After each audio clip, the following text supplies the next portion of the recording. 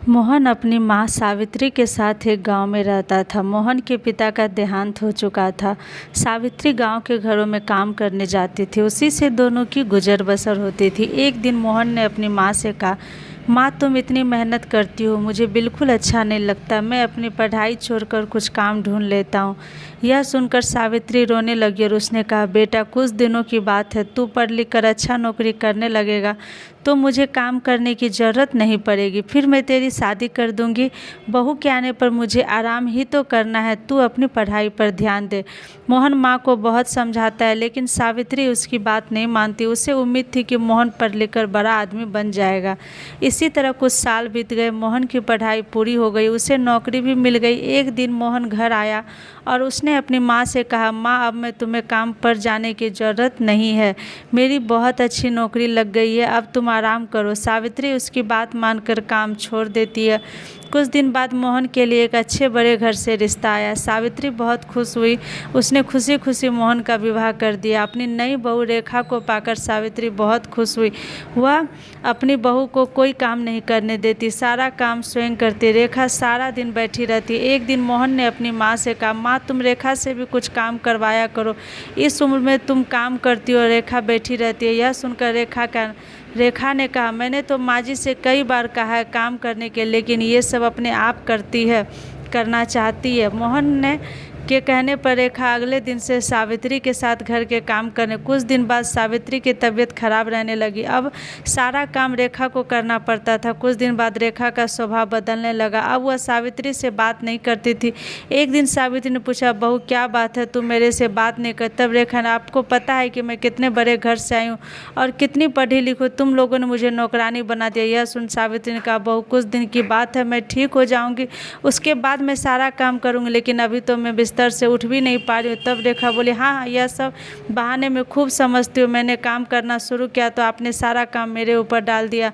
यह कहकर रेखा अपने कमरे से चली गई। उस दिन उसने खाना भी नहीं बनाया। शाम को जब मोहन घर आया तब रेखा ने कहा, सुनो जी, मैं इतना काम नहीं कर सकती, इसलिए मैं अपने पिता के घर जा रही हूँ। तुम्हें अपनी माँ की सेवा करनी है तो करो, मुझसे यह सब नहीं होगा। यह सुनकर मोहन गुस्से में बोला, मैंने शादी अपनी माँ को आराम देने के लिए की थी, अगर तुम घर का काम नहीं करेगी तो माँ इस बीमारी में कैसे काम करेगी। यह सुनकर रेखा गुस्से में अपने घर जाने के लिए चल दी। तभी सावित्री उसे रोका, कहा, बहू इस घर को छोड़कर मत जाओ, मैं सारा काम कर लूँ। रेखा फिर भी नहीं मानी और अपने पिता के घर चली जाती है। उसके जाने के बाद सावित्री रोती रहती है। मोहन कहता है, माँ तुम क्यों रो रही हो, उसका गुस्सा कम होगा तो वह आ जाएगी। यह सुन सावित्री कहती है, बेटा तू अभी उसे लेकर आ, जब तक वह नहीं आए तू भी उसके साथ रहना। मोहन कहता है, माँ मैं तुम्हें इस हाल में छोड़कर कैसे जा सकता हूँ।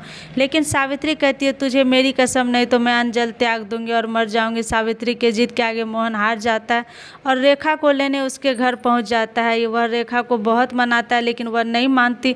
रेखा उससे कहती है, हम अलग घर लेकर रहते, तुम अपनी माँ को हर महीने कुछ पैसे भेज देना। मोहन बेमन से उसकी बात मान लेता है और रेखा के साथ अलग मकान में रहने लगता है। उधर सावित्री अकेली रह जाती है। वह अकेले में बैठी बैठी अपने मोहन को याद करके रोती रहती थी। एक दिन सावित्री घर पर कोई दरवाज़ा खटखटाता है। सावित्री दरवाज़ा खोलती है तो देखती है सामने रेखा का भाई राजेश अपनी पत्नी के साथ खड़ा था। वे दोनों अंदर आकर सावित्री से पूछते, माँ जी दीदी कहाँ है। सावित्री उसे सारा बात बता देती है। यह सुन राजेश कहता है, माँ जी मैं सोच भी नहीं सकता था मेरी बहन ऐसा करेगी, मैं तो अपनी पत्नी के साथ शहर में रहता हूँ, आज दीदी से मिलने का मन हुआ तो यहाँ चला आया और इतनी बड़ी बात मेरे माता पिता ने मुझे नहीं बताई। यह कहकर वह चला जाता है। कुछ दिन बाद रेखा अपने पिता के घर जाती है। वहाँ उससे राजेश और पत्नी मिलते हैं। रेखा अपने भाई बाबू को देखकर बहुत खुश होती है और कहती है, भैया आप कब आए, मुझसे मिलने क्यों नहीं आए और माँ पिताजी कहाँ हैं। तब राजेश ने कहा, मेरी पत्नी माँ पिताजी के साथ नहीं रहना चाहती थी, इसलिए मैंने उन दोनों को घर से निकाल दिया और तू भी अब यहाँ कभी मत आना यहाँ। यह सुनकर रेखा के होश उड़ जाते, वह रोने लगती और कहती है, भैया आप मुझे इतना प्यार करते थे, अब कैसी बातें कर रहे हो, इस उम्र में माँ पिताजी कहाँ जाएंगे, आप उनके साथ ऐसा क्यों कैसे कर रहे हैं। तब राजेश का, जब तूने अपनी सास के साथ ऐसा कर सकती हो तो मैं क्यों नहीं कर सकता, मैं भी तो तेरा भाई हूँ। यह सुनकर रेखा को अपने किए पर बहुत पछतावा, तब वह भाग भाग कर अपने घर पहुँच जाती है और मोहन के पैरों में गिर जाती है। मोहन के पूछने पर वह सारा बात उसे बता देती है और कहती है, मुझे माफ़ कर दो और माँ जी के पास ले चलो, मैं उनसे माफ़ी मांग लूँगी, मेरे किए की सज़ा मेरे माता पिता को भी भुगतनी पड़ रही है, जाने वो किस हाल में होंगे। मोहन रेखा को लेकर अपने घर पहुंच जाता है। घर में घुसते ही रेखा सावित्री के पैरों में गिर जाती है और अपने किए व्यवहार के लिए माफ़ी मांगती है। तभी दूसरे कमरे से राजेश अपनी पत्नी और माता पिता के साथ बाहर आता है।